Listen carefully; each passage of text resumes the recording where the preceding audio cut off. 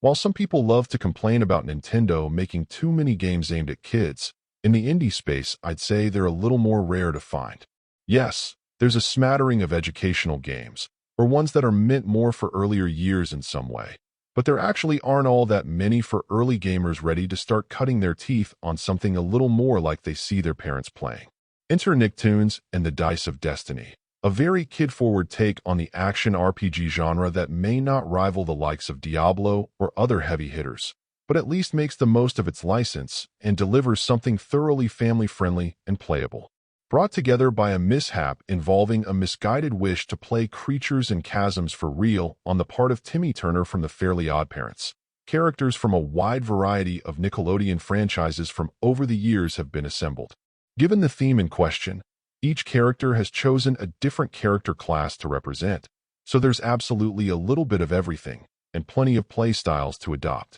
In terms of play, I think the best description would be serviceable, as the animations and flow can be a little clunky, but you will be armed with a variety of skills as you level up, and you can absolutely get work done. If you're able to play with some family or friends, and have people covering both offensive might and some support, you can absolutely do some damage. So thankfully you'll also have the option to up the difficulty, or even lower it if you're finding it doesn't suit your skill level. In terms of criticisms, I want to be clear that in the context of a game to be played with family, this is perfectly fine and actually represents an audience that's typically overlooked. That said, if you and your friends are really into the genre and have played a variety of games in it, this will absolutely look like a pedestrian effort. And it may be, but that's also somewhat by design.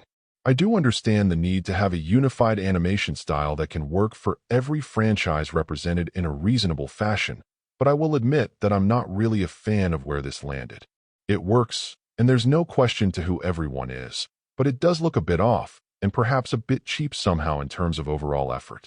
Regardless, if you either have kids or are simply a massive fan of both classic and contemporary Nicktoons, this should be a fun romp, even if not necessarily a very deep one. Overall, my final score for the game ended up being a 7.9. And if you're interested in picking it up, it's currently available on the Switch eShop for $14.99. Thank you for taking the time to listen to this review. And if you'd like more information or ideas of indie games worth checking out on the Switch or the Switch 2, be sure to click on the link provided in the description. Until next time.